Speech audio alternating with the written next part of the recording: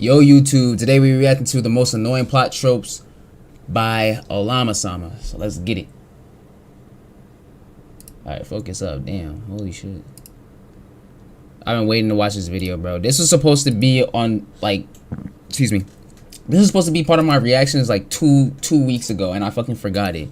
It was like in my watch later list down below, and I fucking forgot it, and I missed it. So this video's fucking late. This video was like what, 13 days. I was supposed to react to this shit like 2 days after it was posted.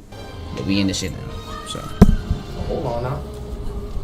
Oh shit! Oh dang! Dang! Oh yo! There's no way she's alive. yeah. I remember that. That's the Black Widow movie. That's college dorm. Nah, deadass, bro. The tropes were like people be falling like multiple stories in the air, go on the ground, and then they're somehow fucking alive. How durable is your fucking body? Do you have a durable body like fucking Roanoke Zoro? Like, what the fuck?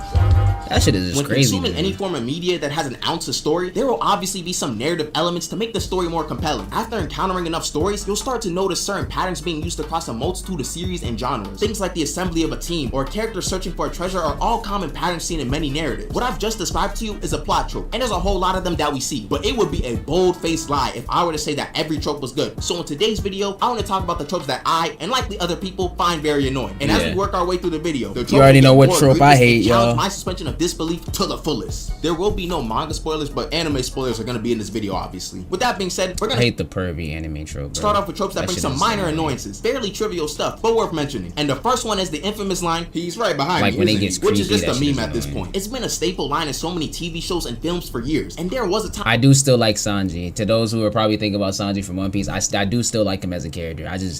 I hate him in Fishman Island and fucking Thriller Bark, but he's still one of my top characters. When the line was actually funny, but that time was like 15 years ago. It doesn't really bother me when I hear it in a movie or see it played out in other settings, but it can be really corny when it's used unironically as a joke. I missed what the trope right behind some minor annoyances, fairly trivial stuff, but worth mentioning. And the first one is the infamous line, "He's right behind me." He's right. At this point. You know what's crazy?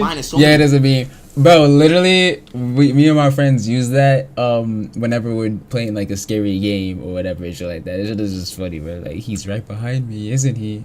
Or that, or we use the SpongeBob line, "He's standing there." No, he's just standing there menacingly. That shit is just funny, bro. Like, I do that all the time in any like scary game that I'm playing, bro, on the streams. TV shows. But yeah, he's right behind me, isn't films he? For years, and there was a time when the line was actually funny, but that time was like 15 years ago. It doesn't really bother me when I hear it in a movie or see it played out in other settings, but it can be really corny when it's used unironically as a joke in a comedy movie. I think nowadays the trope is better when the character doesn't even say anything and they just have a look of doom and despair on their face. It's just funny to see how funny a face a character can make when they're caught lacking. This Lex Luthor panel gets me every single time because he knows better than anyone else the gravity of the situation he's in. The Henchman and Spider-Man games also just look hilarious if you pause the game while you're fighting them, and I don't blame them at all. We'd all have this face if we knew Spider-Man was about to get but I think we can all agree that Bleach is the king of these types of shots, and they honestly never get old. Yeah, for sure. When Bleach does these type of shots, bro, this one, I know niggas hate the Fullbringer arc, but bro, this face, bro, finding out that he was that he was actually a traitor when he got his memories back, this plot twist was crazy, bro. And yeah, you got the classic Ukiyo behind Grimmjow. You got Grimmjow still being alive, and then you got Shinji right there as well behind Ichigo. Yeah, Bleach be doing it fire. Besides that, there's not really much else to say aside from the trope being extremely played out. Another trope I see people... chat, by the way, I'm playing Bleach Rebirth of Souls when the game comes out as a marathon. That shit's gonna be lit. I want to stream my playthrough on YouTube, but at the same time, I want to play Bleach music, though. I know YouTube gonna be tripping on that copyright shit, so we're gonna see what we're gonna do about it, though. But let me have a problem with is the whole idea of the MC or a majority of the main cast being the chosen ones or some legend from prophecy, and I can understand the frustration and agree with it a bit. I think this comment brought up a good point about how the whole trope and Loki shit. Cause like I can understand Luffy became a prophecy type thing frustration when and agree like with Gear 5 came out. Okay, the most annoying trope for me is when the MC turns out to be some kind of legendary hero. And here's it: Naruto, it was reincarnation shit. with like Luffy, at first the way that it was portrayed, it seemed like, okay, Luffy got a weak ass devil fruit, right? But he himself has trained so hard that he made it strong. But then once we see that his awakening is Gear 5 and he is the, you know, Sun God, Nika, God of Liberation, it kind of takes away that specialty about Luffy, about the fact that he had to grind. He still had to grind for his shit regardless, but it kind of puts a chosen one aspect on it, you feel me? And then with Naruto, the reincarnation shit, oh my gosh, that shit bothers the fuck out of me. With Luffy, it doesn't bother the fuck out of me too much because what Gear 5 represents is really fucking dope. It representing liberation. It literally represents like everything. It's literally Luffy. Like what Gear 5 is literally Goofy. How goofy it is, that's Luffy. So I'm fine with that. But with the Naruto reincarnation shit, it just it's a whole nother person inside of Naruto and shit. You feel me? Like I don't know.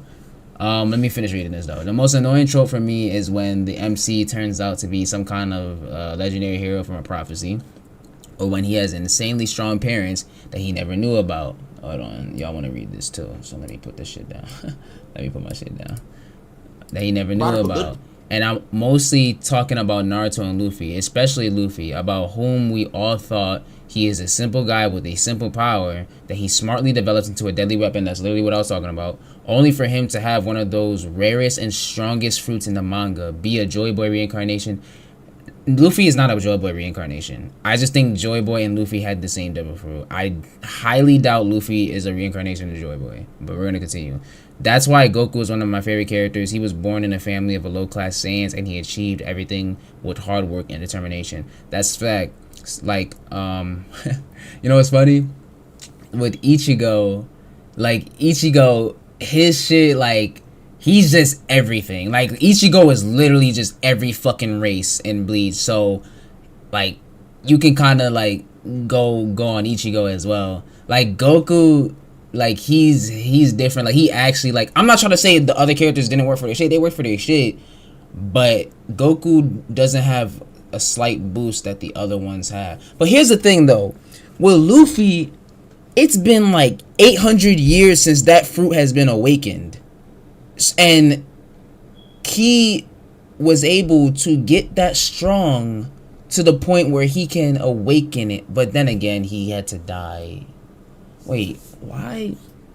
Wait, if Gear 5 was awakened because he died, then how the fuck did it not be awakened before that? That's a question for later. That's actually a question for later. But never mind. That kind of, yeah. But regardless, though, yeah, Goku is the only one that doesn't have that slight edge or whatever because of it. Whole trope can low-key shift the trajectory of a character's journey. In the cases of Naruto and Luffy, we saw them grow and learn how to control their abilities they were given from a very young age, and it felt as if they were cleverly developing new strategies and abilities reflecting their growth as a character. But when you learn that they secretly had some overpowered fruit of legends, it kind of feels a bit watered down. Imagine if we knew Naruto was the son of the Hokage, had amazing clan traits, and was the child of prophecy from the very beginning. All of those trials and tribulations would feel less character defining because you'd expect him to win everything. However, I do think the trope is realistic in a sense. The trope can work because we're following the success story, so certain conveniences have to be expected when it comes to a character's progression. Naruto is trying to be Hokage, so although it may seem a bit BS to have him have all these favorable genetics, I kind of have to believe it. You typically do need some type of X factor to get you to the top. Same thing goes for Luffy when trying to find the One Piece, or basically any character that has a lofty goal. I also feel as if the writer has a large influence on how well a plot point like this can affect the story, which applies to most of this video. I'm just stating the obvious. Luffy still had to work to actually unlock these legendary abilities and whatnot, so in a sense, it still feels like all of the extra powers and implications of this special fruit were earned. The Chosen One trope is a case of something that I've grown to accept a lot more over time as something that's low-key necessary depending on the story. Alright, now we're gonna start getting into plot tropes that are low-key dumb as bricks. These are tropes people typically identify as a stupid plot point. It's weird though, despite the widespread complaints, you'll see these tropes more often than not. The first of these tropes is the classic case of the villain monologuing long enough to allow the hero to escape. I feel as if we don't see as many. I fucking hate this one. I always be like, bro, nigga, you are talking too much, just fucking kill. Even though I don't want the main character to die, I really do be like, villain, why the fuck are you killing the main character? What the fuck are you doing? Or the side character or whatever. Like, you're fucking yapping, bro. Like that shit be cases so nowadays, annoying. but they're prevalent bro. in some manner. People have already talked Oh about how my stupid this trope is, gosh. and I share a similar sentiment. Like I get that it gives the hero an opportunity to make a comeback and win, but it's not even as if these villains are saying anything particularly interesting. It's usually some unfounded arrogance that they're expressing. Half of the time, they're just explaining they're literally just either gloating or explaining their evil plan, and it's just so fucking annoying. Plan in great detail, believing it's foolproof. It makes it even worse when the villain actually wants to murk the hero and they just start talking, which objectively puts them in a worse position. Like, why are you wasting time? The hero now knows everything about your plan, so if they're smart enough or, you know, have enough plot armor, they're going to be able to escape. The only argument I understand is when arrogance is a villain's primary trait and they want to embarrass the hero before their defeat. Another may be that they want to prove the hero and their convictions wrong before they kill them. But still, it makes little to no sense to give a chance to someone you know can be the biggest obstacle to your goals. This trope only works when the hero and villain are debating ideals to make it more realistic. Like when Green Goblin and Spider-Man are yapping, it makes sense for Goblin to not murk Peter off rip because he's offering him an opportunity at a partnership. Aside from these cases, this trope just really should not be done in any serious movie. Okay, this next trope was one of the more notable ones, especially when it comes to tropes that people don't really like, and it's the power of friendship. And I'll be honest, I really don't think it's as bad as people say it is. I see it. Fairy tale, bro. Okay, it's not that bad unless it gets to the fairy tale shit, bro. I used to love fairy tale. You know, I still like you know, OG fairy tale and shit like that. I still fucks with it. I'm actually gonna go back at some point and rewatch fairy tale because it used to be one of my favorite shows as a kid. But bro, like literally when you continue to watch it and you see that like they would get bullshit power-ups just because of the power of friendship, like you hurt my friend bullshit and now all of a sudden I'm stronger, bro. I've made skits about that type of trope before and shit like that. Like that have that type of trope, and it's just fucking ridiculous. This trope get a lot of flack for being it's just overused, ridiculous. But I low-key think it's kind of realistic. The power of friendship is essentially when a character is able to win a fight because of the bonds of their friendship. I don't know if I'm crazy, but this is something I can see possibly happening in real life. I feel as if the power of friendship is sort of like when you have a crowd behind you to support whatever you're doing. You do get elevated. Like when you have people supporting you and you remember that you have those people supporting you, you really do get elevated. And there's like a push with yourself that what's it called? I completely fucking tripped over what I was trying to say, but y'all get what I'm trying to say though. You do definitely get elevated though. Assuming your friends aren't there to clown you, if all your close friends are there to help you with something, would that not make you feel a bit more energized? Now, I'm not that delusional. But when it comes to the fairy tale, that shit is bullshit, let's be honest. When you're getting a power up strong enough to start boxing up the person who was previously shrugging off your attacks, you're getting hit with the power of friendship allegations. That's BS. Shonen anime are typically guilty of using the trope in this manner, but it makes sense considering those series are meant for a younger audience. There are also some cases where the trope is handled correctly, where the close bond between two characters can help them push through certain trials and tribulations. I don't think this trope is particularly bad, but it still gets the side eye from me a lot because a lot of series use it so blatantly and don't even try to disguise it. Next trope I want to talk about is when characters hold back against their opponents. Dragon Ball characters are guilty of this one a lot. Guilty, and let me be real, Dragon Ball fry my brain because I that. kind of understand why they do it so often. You can't just crush someone immediately with full power. You don't go on a track and run a race immediately at 100%. You can pull a muscle or something. Like if you know you're better than someone at a game, you gotta drag it out a bit so you can have some more fun. Really need to gauge their power band, show off while you're at it too. There's also a bit of mystery to a character when you know they could just violate at any moment. And plus, a lot of characters who do hold back do have a pretty good reason in doing so. I mainly refer to superheroes when I say this, as most of the time they have a stricter moral code and don't want to murk anyone. Take Spider-Man for example. He's legitimately too strong for his opponents most of the time. When Doc Ock took over Peter Parker's body, he punched off Scorpion's jaw. And I don't mean metaphorically or rhetorically or poetically or like actually or in any other fancy way. His jaw got punched clean off. But there's a hidden problem that arises when you remind the audience that a character is holding back. When the character holding back eventually gets their lights punched out, it can get annoying because you know they can win the fight easily. Then there's the more obvious problem with characters holding back. Getting their ass kicked over and over again. Bro, fucking thank God he showed the Flash clip, because on the later seasons, it's like, nigga, you were literally faster than your opponent. Why are you still getting your ass kicked for fucking 200 episodes, bro? For 200 episodes, this nigga's getting his ass kicked when he's faster. So much faster than these niggas, bro. We saw the Flash Time episode of season 4, how everything is so slow to him. Like, it's just crazy, bro. It begs the question, why are you not just defeating your enemy instantly? It feels like these characters are just... Yeah, the Flash is so guilty of that. Trolling, because their reason for holding back is not valid whatsoever. Unless it's for the safety of the person or people around them, the reason is usually based on some selfish desire because they want to fight more. I ain't gonna lie, Invincible, you gonna catch a straight too. Invincible, you be holding back too, my nigga. You be holding back too. Fuck all that moral side. No, he does it for moral reasons because he knows he's gonna kill somebody.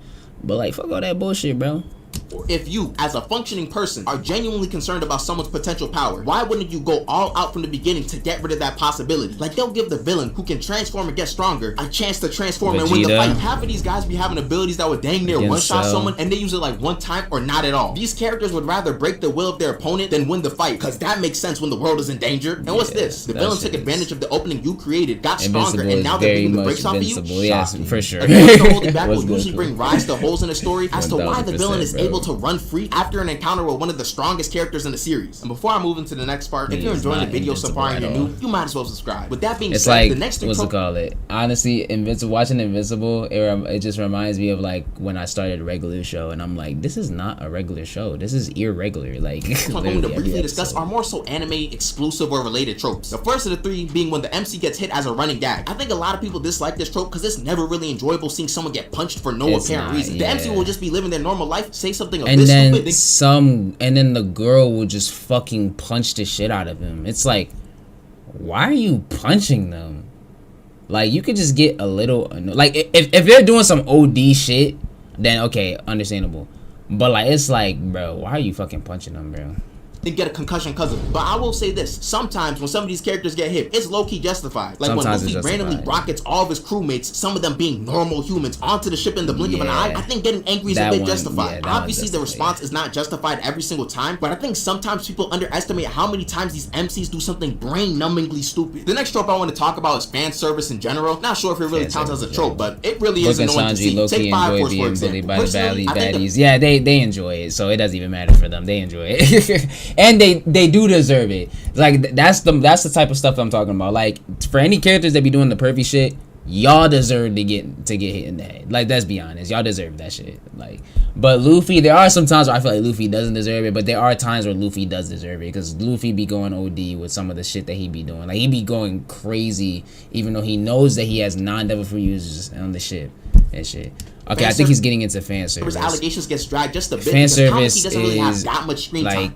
Yeah, fan service is like one of the fucking most wild tropes. But when she is on screen, it's almost fucking Fairy Tail is really guilty of this. Fire Force is guilty of this with this character. Her name's Tamaki. Some fan service is afoot. 70% of the scenes she's in, some article of clothing will be coming off, and I'm being dead serious. Take this scene for example.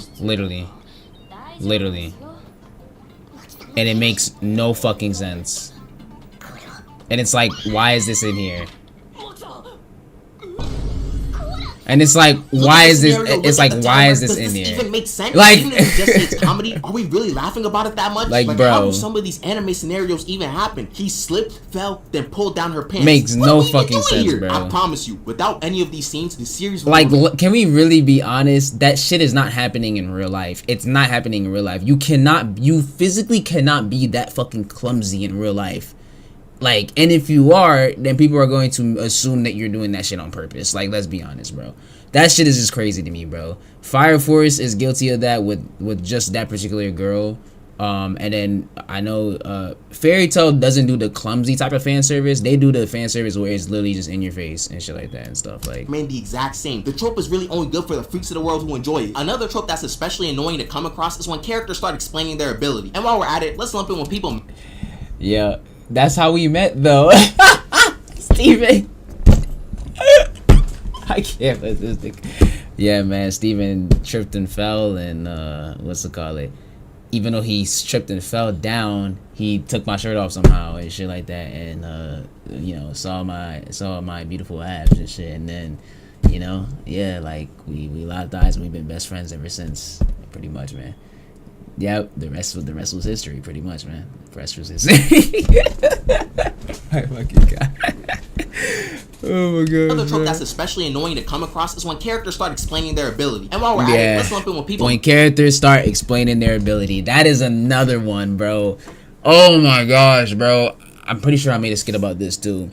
When characters start explaining their ability, oh wait, no, I haven't. It's in my notes. I've just never done it before because I want to do like special effects on it, whatever. But it's been in my notes for years. When characters start explaining their special ability, bro, it's like, bro, why are you doing this? The only show that has excuse me, The only show that's justified you explaining your moveset is Jujutsu Kaisen. Because in Jujutsu Kaisen, if you explain your ability gets stronger. That fucking makes sense. But any other show, it's like, why are you explaining your ability to the opponent? He's gonna know how to beat you. Now that you told me your ability, I know how to counter it, you fucking dumbass. Because in their head, they're like, you can't counter my ability at all. And then the guy is like, well, guess what? I know your weakness. Like, no, I'd rather the character has to find out themselves by fight. That's why I like shonen.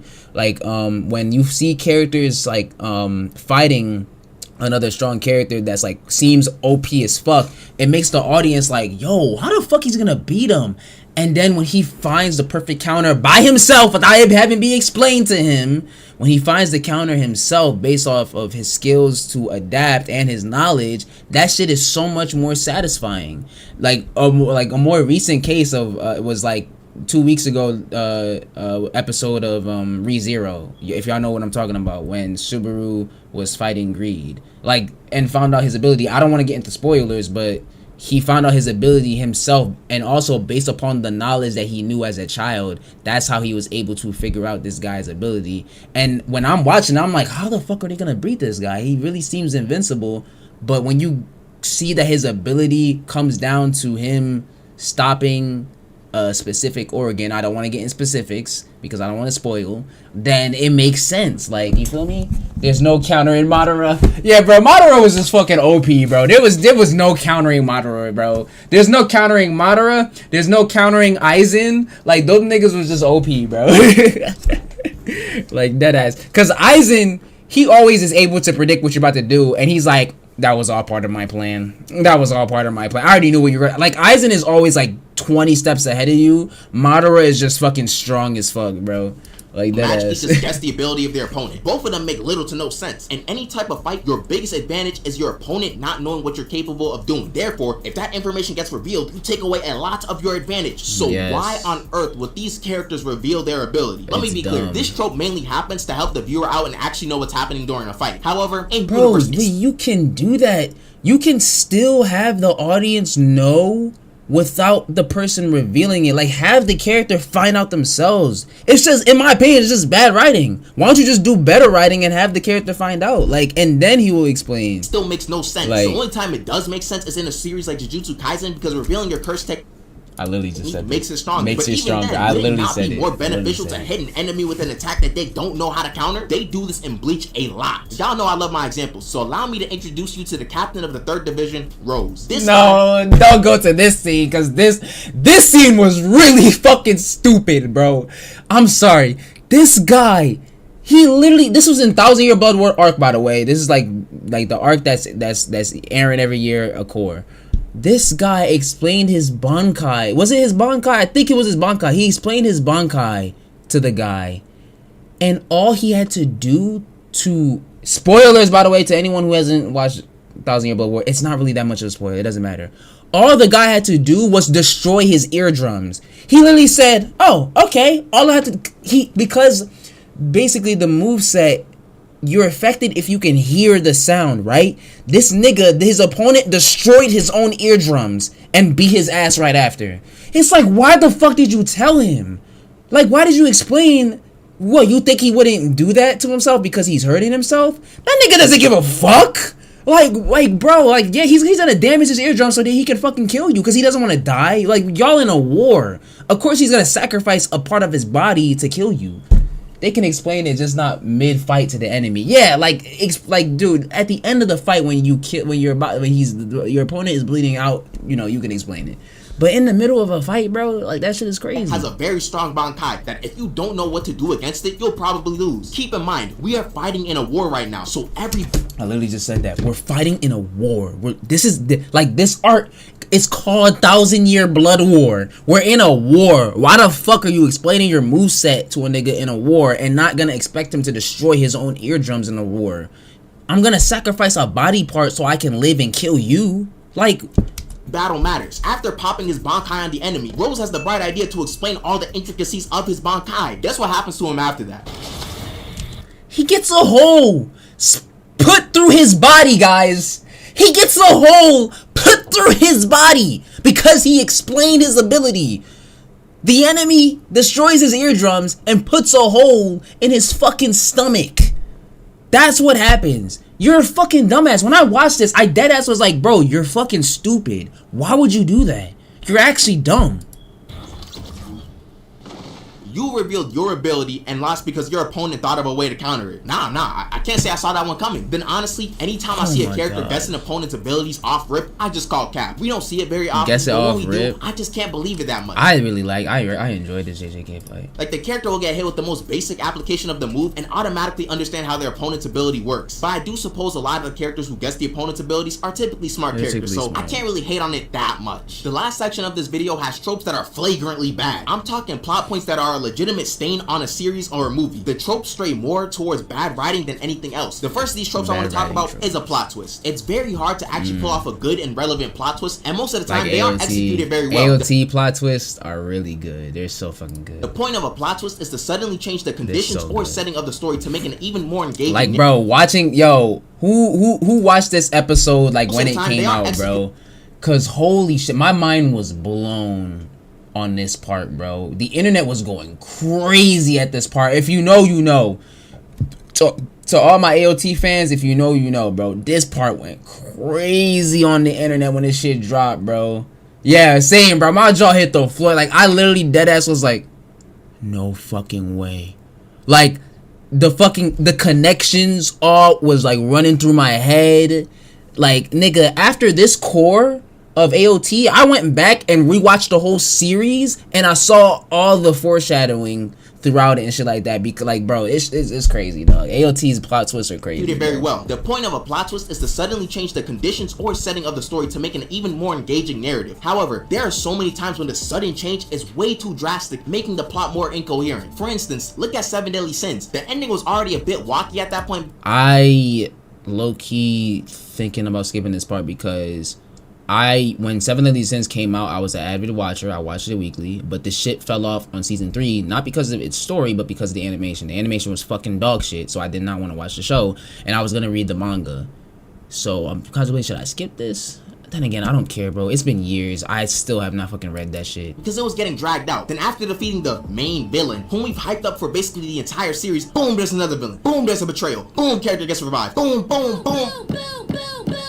You get the point. The plot twist moves on from what we assumed to be the final battle into an actual final arc that wasn't really hinted at. It just makes me feel as if the plot twist was only there to check off a box. I know it was to set up the next series, but it just left me more bewildered than anything else. It's even crazier because there are already better plot twists in this series already, so this one just felt even more out of place. There are also the BS plot twists that make you feel genuine anger. Black Zetsu and Shippuden comes to mind immediately. Or how we all know about Black Zetsu and Shippuden, bro. Oh my gosh, man. That's like, and then the fucking Kaguya shit. Like, man, Naruto's ending, just everyone has a problem with it.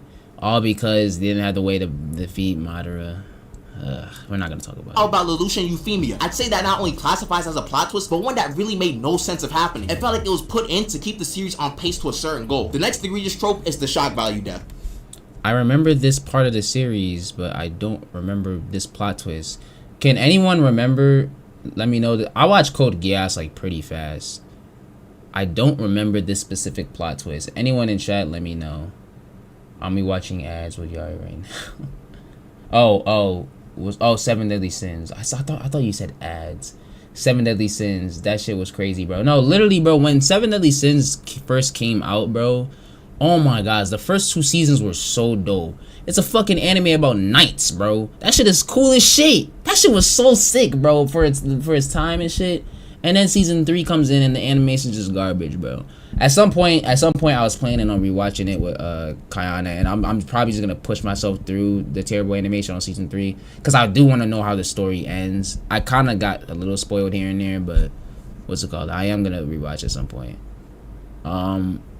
Like I said, though, I don't remember this Code Geass. Like, I remember watching this scene, but I don't remember the story behind this plot twist that he doesn't even go happening. It felt like it was put in to keep the series on pace to a certain goal. The next egregious trope is the shock value death. Sometimes a series will randomly kill off a character suddenly, usually as gruesome. The Code Geass scene would have ended this series peacefully if the twist didn't happen. Okay. Oh, okay. I think thanks to you saying that, I think I kind of remember a bit. Yeah. The story would have ended peacefully. In that case, I'm glad it happened because the actual ending of Code Geass is one of the best endings in the in fiction. It's one of the best endings in fiction. Up there, I think Code Geass and Attack on Titan, both of those are my favorite animes. And I said favorite animes, favorite endings in fiction. Period, bro. Those are my favorite endings, bro. I also like Full Metal Alchemist ending too. As possible to elicit some sort of shock value to the audience. Quite frankly, this trope has never been good. Neji's death in the war arc is a classic exhibit of a sudden character. This nigga died for no reason, bro. Spoiler warning for whoever doesn't watch Naruto. Naruto's been out for fucking years, but this nigga died for no reason. He literally could have dodged it. What, he died to a fucking giant stick? My nigga, you could have dodged it. Just move to the left. Just move to the left. Like, bro, you could have dodged that shit so easily. This death was mainly just for plot. It was just to bring him and Hinata closer. That, let's be honest, it was just for plot, bro. Neji did not have to die. If anything, Might Guy, him dying makes sense, but he doesn't die though. He, like, Naruto does his god thing and bring him back. Like, Guy Sensei actually dying would make sense because of the 8 gates shit, but he doesn't even die. But Neji dies. It's literally no reason for him to die. His death merely served as a way to shock the viewer and show how dangerous the war really is for the characters. That being said, it was done poorly and it's pretty hard to defend such a death. Shock value deaths also just feel like an FU to the viewers when it happens so suddenly. If you've seen Justice League Apocalypse War, you know. Like, I think Akuma Sensei's death was good. That's Shikamaru Sensei's. I think am I saying his name right? Fuck. How you pronounce Shikamaru Sensei? Okay, Shikamaru Sensei's death. It starts with an A. I think I'm pronouncing it wrong, but his death was good. Asuma, my fault. Asuma's death was a good death. That was a good death. I know exactly what I'm talking about. The movie essentially started murking a majority of the characters. Jiraiya's death. Perfect. Chef's kiss. Jiraiya's death is probably the best death in the entire series. That, like, oh my gosh, bro. Fake fan is crazy, bro. For years across different Jiraiya's death was supposed to be the last movie so of the good, universe, bro. but it still doesn't change the fact that all these characters died to try to surprise the audience. Mind you, this movie universe wasn't always killing off characters every film, so this was out of the ordinary. The one time we saw a bunch of character deaths was the alternate future where basically everything went wrong. There's also the fact that all of these events got reset anyways, so there's little to no reason for any of it happening. However, I will say, shock value can be pulled off correctly depending on the series. For something like AOT, shock value deaths almost feel like a bit of a necessity because it's the reality of the world they live in. But besides those few exceptions, the sudden death of a character holds no value to me. I'm gonna keep it a buck. This next trope is my least favorite one. I despise when characters get dumber for no reason and do things that are out of character. Goku is the perfect example of this trope that he's about to talk about. Goku, Dragon Ball Super Goku. Oh my gosh, bro. We really about to get into this. Bro. Fucking, I'm not even gonna get into the manga shit because some niggas don't read Dragon Ball Super manga, so I'm not even gonna get into that shit. But Goku in the Goku Black arc is so Goku in Dragon Ball Super in general is so stupid and so dumb, and he makes dumb ass decisions, and he's literally not the same. Like, that's Toei's version of Goku. That's not Toriyama's version of Goku. That's Toei's version of Goku. You feel me? Like, Toriyama stopped writing shit after Z. I'm not including Daima, but after Z, he stopped writing everything. For Super, he was just giving outlines. Toei made Goku dumb, and they perceived him as dumb for some reason. When he was just naive as a child. And then you get to the manga shit. The thing is, Toyotaro was writing that shit, bro. Goku does the same thing that he does with Cell when Gohan was fighting Cell. I'm not gonna get into spoilers, but it's like, why are you not remembering how bad that went back then? And he did it with Moro. I'm not gonna get into spoilers, but holy shit, that shit pissed me the fuck off. If you know, you know.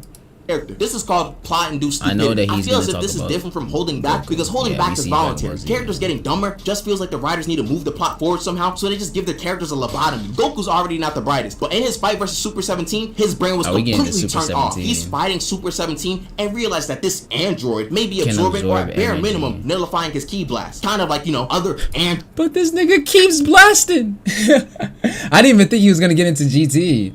This nigga kept blasting, and he's fought androids that absorb energy before. droids in the past, this idiot decides to spam even more key blasts for no reason. Please, I implore everyone watching this video to go watch that fight. Goku uses Vegeta's technique more than Vegeta does. He even launched a 10 times Kamehameha at him. We also have the classic cases of speedsters forgetting that they can run fast. Apparently, Quicksilver doesn't realize he's faster than speeding bullets and that you can actually push someone out of the way without taking their spot yourself. Other speedsters are guilty of being just as dumb. CW Barrett. Sidebar, this show really is just cheeks. It really broke the inner child inside of me. Another case that didn't... After season 3. I would say after season 4, it was trash. First half of season 6 was good. Season 5 was mid, but like, bro, fucking season 7, 8, and 9, fucking dog water shit, like, fucking trash. CW Flash last 3 seasons are some of the worst piece of television that you will ever see in your fucking life. I'm so serious. Makes sense to me at first was Gojo not going after one of the disaster curses in Shibuya. I was so confused as to why he went after the transfigured humans first. Then I actually decided to read what was happening in the scene, and it's a bit more forgivable since they gave some explanation as to why he didn't go after them. The curses probably would have woken up if he attacked them, but it's still kind of shaky because it's Gojo we're talking about. Plot-induced stupidity isn't mutually exclusive to fights, but it's the most clear when it's done in a fight. Oh yeah, I didn't forget about you, Star-Lord. You dumb as bricks. Star-Lord, you could have finished him right here, and then again, if he did that, then we wouldn't have gotten the end game, but still. 2. The next trope I'm going to discuss is a bit more character specific, and it's related to Yu-Gi-Oh! And honestly, I'm really glad we're all mature enough to start admitting that Yama Yu-Gi was straight up cheating in his series. When I watched Yu-Gi-Oh! For the first time, I didn't know what was happening, so I just followed what the anime was doing. Then I actually took time to learn how to play and started rewatching the original series. This guy was straight up making up rules. This BS he did against Kaiba was straight cap. What do you mean my dragon is decaying from the inside out? This was factually Yugi during half of his duels. Fine, I'll have Blue Eyes White Dragon attack over Dark Magician. Were you not paying attention? Paying attention to what? The rotation of the moon around the what? No. Part of the card is also the most cap ability I've ever seen. I'm supposed to believe that as long as he has faith in his deck, he'll get the card he needs. Imagine someone told you that in real life and they got the card they needed every single time. We'd all assume they're cheating. Remember, this guy's some pharaoh from centuries ago playing card games in the modern era. He's probably using some millennium magic to help him get the cards he needs. And just to top it off, here's Yugi drawing 4 cards when Pot of Greed only allows him to draw 2 cards. Animation error? I think not. That man. The second to last trope is actually animation error. I think no. It's a different culture, bro. fine, whatever. But come on, bro. This is just weird. I don't think lollies is just it's a weird trope. It's a weird trope. Japan, I get y'all a different culture, like he said, like Olamasama said. But let's be honest, it is a weird trope, man. It's a weird trope. I don't like what's it called, bro. Regardless if y'all age of consent is younger than ours, it's weird. It's weird. Why is someone that is older in a body of a 13-year-old? Straight up PDF file. Like literally, bro. Like it's just weird, dog. I need to talk about how weird it is to portray adults some Chris Tyson shit as kids, and then even worse, put these characters weird, in romantic positions. And to anyone who thinks this image is completely fine because she's an adult, look at this image. And it's crazy because like Bond is actually one of my favorite characters in Seven Deadly Sins, and I get his girl is thousands and thousands of years old and she's a fairy. I know, but like, why does she look that young? Like, it just kind of bothers me. It's just, it just kind of bothers me. I don't give a fuck if you 1,000 years old, but you look 10. That's what I'm saying. It just, like, watching those scenes makes you feel uncomfortable. Like, you feel me? Like, it just makes you feel uncomfortable. And tell me what... Like, yeah, like, what's it called? Well, her case is also different because she's also a fairy as well. And I think, fairies in that show always just look young. But still, bro, it's just still weird. I have to do a double take. I'm not spending too long on this trope. Let's just move on to the final one. And this trope is a character getting... Technically, Invincible does that trope.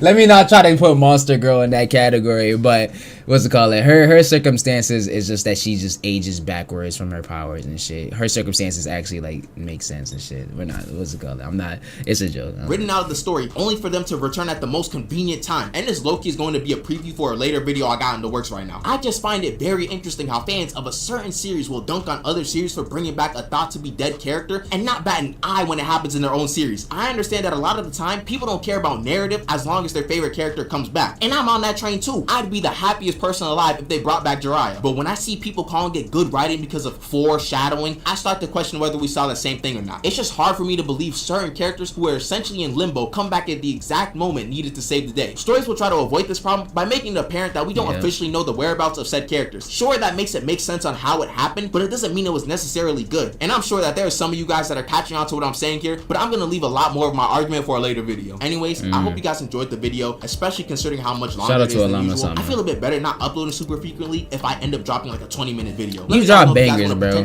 You drop, take your time, bro. You in school and shit. You in school and shit. Take your fucking time, bro. You be dropping bangers. I ain't gonna lie. Like literally every video that he drops is just a good video to watch, bro. And shit. Like all the videos that he drops. Look. This is a fucking 16-minute video. And this shit is 40 minutes. This is Don's. I mean, what's called? I said Don. Yo-Yo's video was longer than this, but my reaction was shorter. And I'm not saying that, you know, I'm not trying to shit on Yo-Yo's video or nothing. But Olamasama's videos, bro, like, I'm always, like, you feel me? Like, really, really, really into that shit, bro. But yeah, anyway, what's it called? You said time to go sub? Yeah, definitely sub to Olamasama for sure, bro. What's it called? That's pretty much it. YouTube. Shout out to Olamasama. For YouTube. Bless your mind, bless your body, bless your soul. Peace out.